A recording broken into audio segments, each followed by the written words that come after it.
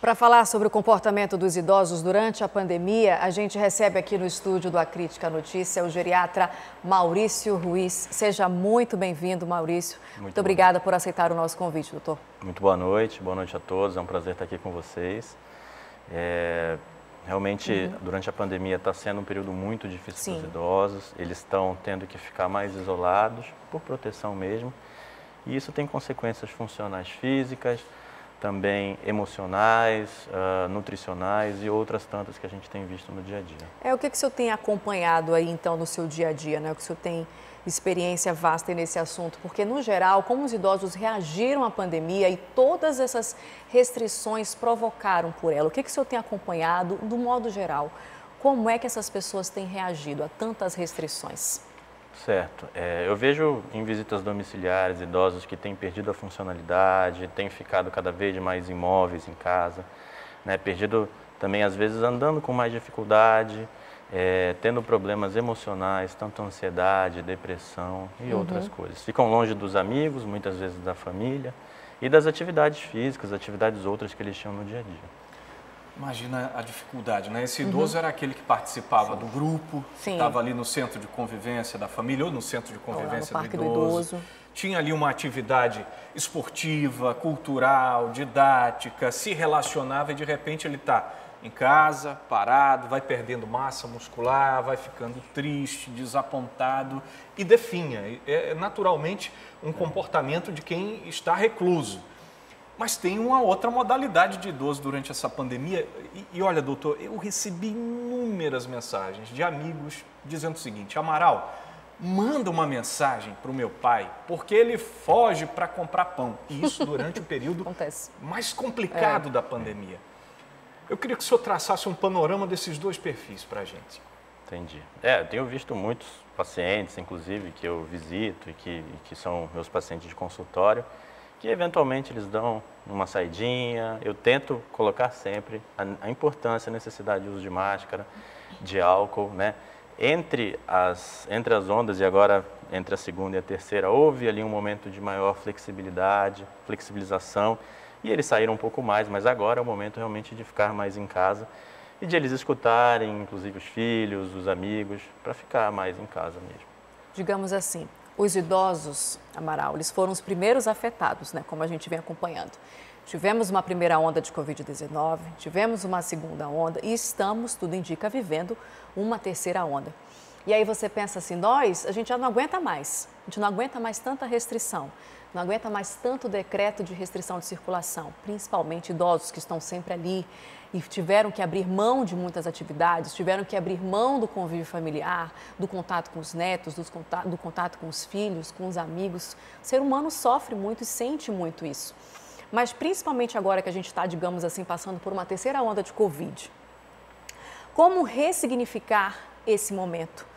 Existem alternativas para essas pessoas nesse momento, que também é um momento muito delicado, embora tenhamos vacina hoje?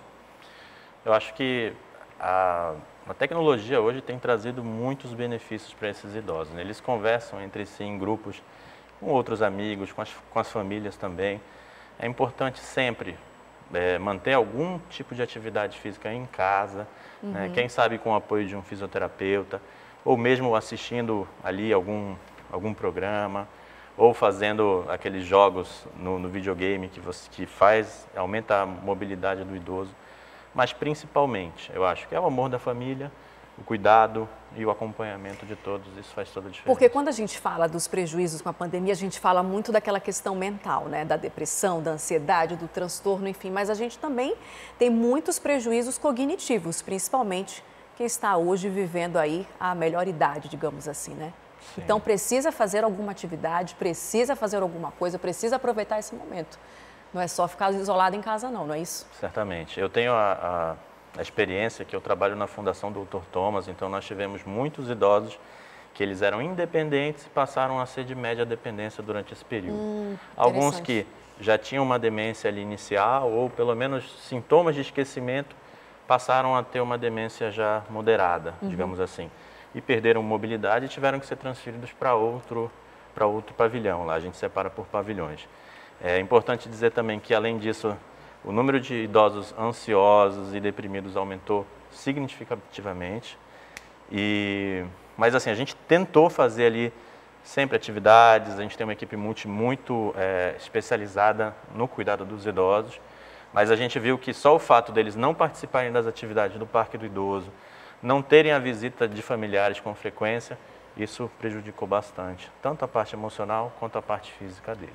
Eu acredito que, de maneira geral, né, é muito complicado, principalmente neste novo momento, em mais uma onda de casos da Covid-19, em que se fala muito a respeito disso e com razão, porque também há uma necessidade da população se vacinar, procurar pela vacina. E os idosos acompanhando isso, eu fico pensando, depois de passarem por 2 ondas consecutivas, em que eles estavam no principal grupo ali de risco e que precisavam realmente ficar de uma forma mais reclusa, isolada. Chegam a mais uma onda. Apesar da vacinação, há novamente a orientação de estarem em casa, de estarem isolados, de evitarem um contato social mais intenso. É difícil manter um equilíbrio mental em meio a tudo isso, né, doutor? Para a gente que não é idoso, já é complicado. Eu, pelo menos, eu tomei banho de álcool hoje umas 5, 6 vezes ali, involuntariamente. E você está usando 2 máscaras, né? 2 máscaras. Imagina o idoso que já passou por tanta pressão, né, Nayana? Sem dúvida nenhuma.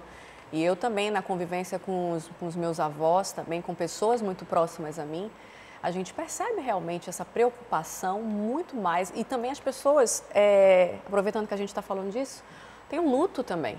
Tem um luto, a gente não está só lidando com uma doença qualquer, a gente também está lidando com perdas, com saudade.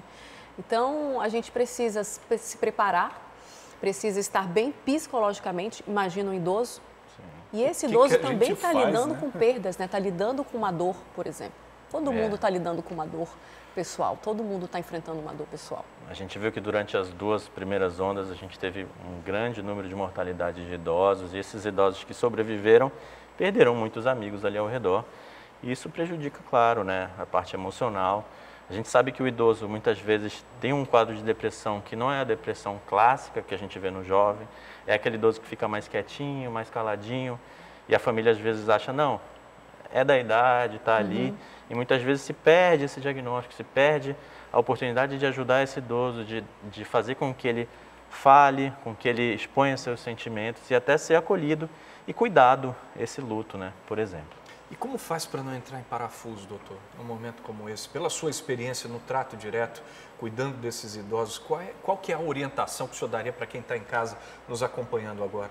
Eu acho que o principal é você dar voz a esse idoso. Perguntar sempre, todo dia, como ele está, dar bom dia, boa tarde, boa noite, tratar com muito carinho, fazer as devidas vontades que aquele idoso tem, saber as demandas que ele tem, os sintomas, se ele está com dor, se ele tem algum problema ali que ele queira abrir o coração. Por que não? Procurar a ajuda de um psicólogo também, se o idoso assim desejar, né, se ele for favorável a isso. Mas sem dúvida nenhuma, um acompanhamento familiar e o cuidado e o carinho de todos. O senhor falou sobre a ajuda de um psicólogo, né? A gente acompanha, no geral, assim, conversando com amigos, pessoas mais próximas, que geralmente o idoso ele tem uma resistência maior de buscar uma ajuda psicológica. Isso acontece mesmo? Ou não? É só um dado que a gente tem, assim, por meio de amigos mesmo? Ou não? Isso realmente acontece? O idoso, historicamente, tradicionalmente, tem uma resistência maior de procurar ajuda, de reconhecer que ele precisa, sim, dessa ajuda psicológica? Sim, certamente sim. A gente costuma indicar muitas vezes, né? Mas eu sempre falo que você tem que ter aquele acolhimento, tem que ter a primeira experiência primeiro, que às vezes o idoso vai cheio de preconceitos. Quando fala em psiquiatra, psicólogo, já existe todo esse preconceito, então deve ser feito da melhor forma possível, trazer o idoso para o seu lado, ter a primeira experiência. Muitas vezes eles não têm vontade de ir no geriatra também, porque não acham que estão velhos, também tem esse preconceito com a gente.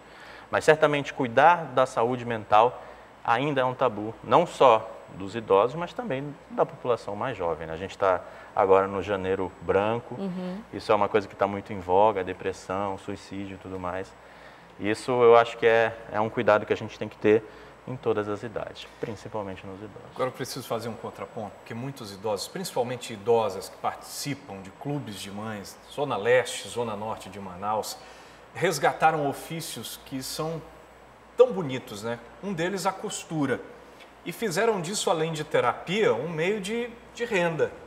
E isso foi fundamental para passarem com muita força pelos períodos mais críticos da pandemia dentro de casa, costurando e fazendo máscara e ainda ganhando um dinheirinho extra ali, um incremento de renda. Sim. Essa terapia, buscar um ofício ali, resgatar alguma coisa que foi feita lá atrás, ajuda também, doutor?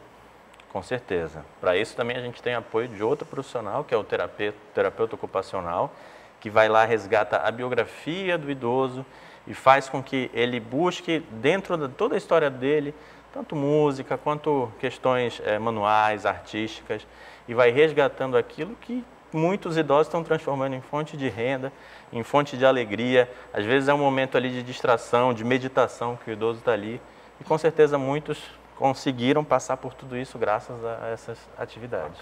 A gente sabe que é difícil, né, Amaral? Mas existem alternativas. Existem alternativas. Que elas existem. Dá para a gente ressignificar esse momento. O senhor já recebeu ali de algum idoso essa informação de que estava sendo abusado de alguma maneira dentro do ambiente familiar? Com certeza. Durante a consulta, muitas vezes a gente pede para o acompanhante, quando a gente sente que tem alguma demanda, a gente pede para o acompanhante ficar na antessala e a gente conversa apenas com o idoso. Muitas vezes ele está sofrendo ali uma violência psicológica, né? Ele não vai falar enquanto o familiar ou o cuidador estiver por perto. E a gente tem que dar voz, sim, e ter aquele feeling ali, tem que sentir durante a entrevista de que há alguma coisa que não está sendo dita e que está embaixo dos panos. E a gente, nesse momento, a gente age dessa forma e consegue. Mas muitas vezes a gente pode acionar, por exemplo, o serviço social. E eles investigam também na casa, mais profundamente.